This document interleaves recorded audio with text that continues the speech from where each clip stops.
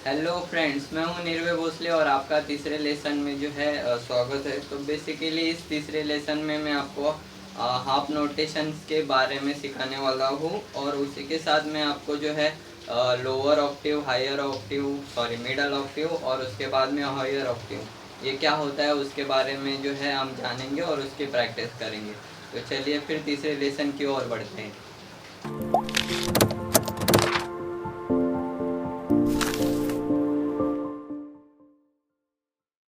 तो पहले तो हम हाफ नोट के बारे में जानेंगे, देन हम जो मैंने आपको बताया लोअर ऑक्टेव, मिडल ऑक्टेव और हायर ऑक्टेव जो है उसके बारे में जानेंगे। तो बेसिकली आप देखेंगे तो हाफ नोट जो है हमारे ज़्यादा से ज़्यादा चार ही हैं, जिसे हम कोमल रे, कोमल ग, कोमल ध और कोमल नी जो है वो कहते हैं। तो हम कोमल रे को पहला हाफ नोट करेंगे, बोलेंगे। कोमल ग को सेकंड हाफ नोट, कोमल ध को जो है हम थर्ड हाफ नोट और कोमल नी को जो है फोर्थ हाफ नोट कहेंगे। ठीक है, तो पहले हम कोमल रे जो है, जो हमारा पहला हाफ नोट है, वो कैसे बजाते हैं वो मैं आपको बताता हूँ। तो मैं आज थोड़ा आगे आता हूँ और आपको दिख जाएगा। तो आप देख पाएंगे कि कोमल रे जो है ये सा है हमारा। तो सा को जो है आधा ओपन रखना है और आधा क्लोज रखना है। ठीक है, आप देख पा रहे हो। तो ये हमारा हो गया कोमल रे पहला हाफ नोट। ठीक है, तो ये हाफ जो है हमें ओपन रखना है और हाफ क्लोज करना है सा को। इसके बाद सेकंड हाफ नोट जो है हमारा, जो कोमल ग है वो बताऊंगा। तो कोमल ग जो है वो ऐसे है, जो हमारा रे है तो थोड़ा सा हमें हाफ करना है उसे। ठीक है, ये हमें थोड़ा सा ओपन रखना है आधा और आधा क्लोज करना है। तो ये हो रहा है हमारा कोमल ग, जो है हमारा second half note. Then third वाला जो है हमारा कोमल ध।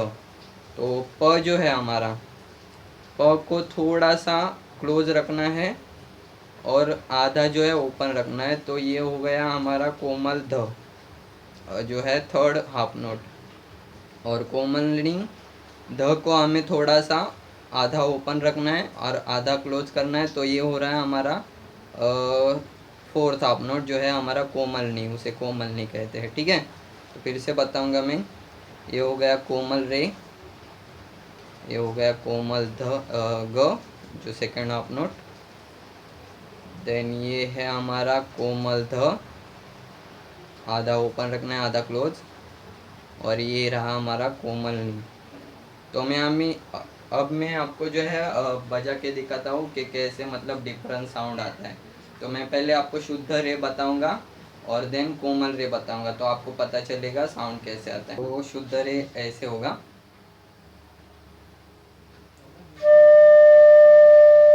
और कोमल रे,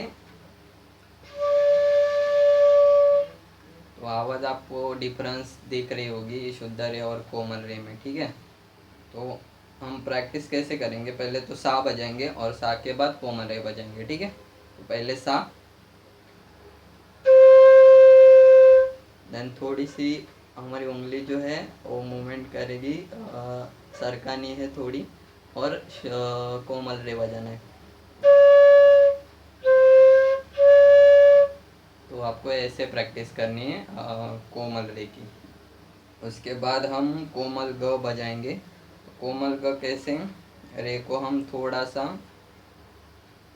हाफ नोट जो है ओपन रखेंगे और हाफ नोट क्लोज रखेंगे। ठीक है, तो ये कोमल ग। तो रे हमें बजाना है, प्रैक्टिस कैसे करेंगे, रे बजाना है, उसके बाद थोड़ी सी उंगली सरकानी है और देन कोमल ग बजाना है। उसी की तरह हमें कोमल ध बजाना है, पहले प बजाना है और देन उंगली थोड़ी सी मूवमेंट करके हाफ नोट ओपन आप जो है वो होल ओपन रखना है और क्लोज हाफ क्लोज करना है। तो ध, कोमल ध, और ये कोमल नी। तो ऐसे आपको प्रैक्टिस करनी है हाफ नोटेशंस की और बजाने की प्रैक्टिस करनी है। तो ये हाफ नोट आप अगर सीख जाएंगे तो आप बांसुरी बजाना जो है बहुत ही अच्छी तरह से सीख जाएंगे। ठीक है, तो अब जो है हम जो मैंने आपको बताया था लोअर ऑक्टेव से लेकर हायर ऑक्टेव के बारे में, तो मैं आपको बताता हूँ। तो उसकी भी आपको प्रैक्टिस करनी है।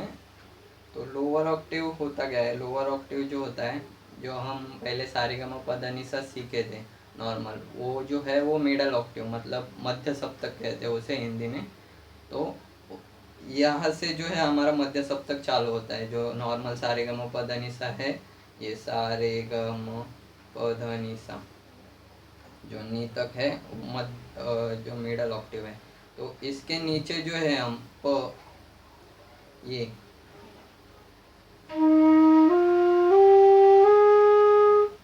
ये होता है हमारा लोअर ऑक्टेव। जो हमारा मंद्र सप्तक होता है वो ये होता है। देन मध्य सप्तक, देन तार सप्तक जो ऊपर वाला सा है, ये जो है ये हमारा हायर ऑक्टेव, मतलब तीव्र तार सप्तक, जिसे हम हिंदी में तार सप्तक कहते हैं। ठीक है, तो हमें प्रैक्टिस कैसी करनी है? लोअर ऑक्टेव से लेके हायर ऑक्टेव तक जाना है और हायर ऑक्टेव से लेके हमें लोअर ऑक्टेव तक जाना है। तो ये प्रैक्टिस करनी है आपको।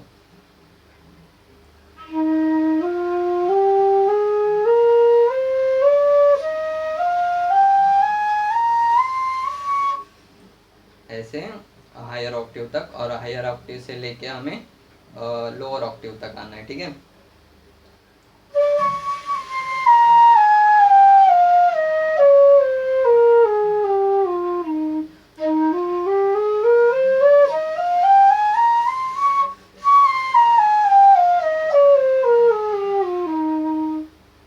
तो इसकी अगर आप प्रैक्टिस करेंगे तो आगे जाके जो है हम बॉलीवुड सॉन्ग जो सीखने वाले हैं उसमें इसकी बहुत ही मदद होने वाली है। क्योंकि जो सॉन्ग्स होते हैं वो कभी कभार लोअर ऑक्टेव में उससे लेके हायर ऑक्टेव तक भी जाते हैं। तो आपको हायर ऑक्टेव भी आना ज़रूरी है।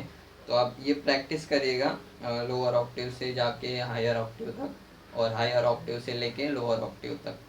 तो आप ये प्रैक्टिस करेंगे तो आपका जो है परफेक्ट आप बांसुरी बजाना जो है सीख जाएंगे। ठीक है, तो मैं आपको जो है बिगनर्स के लिए मैंने लेसन बनाए थे, वो यही पे जो है तीसरे लेसन तक था। तो आगे हम बॉलीवुड सॉन्ग सीखेंगे फ्लूट पे।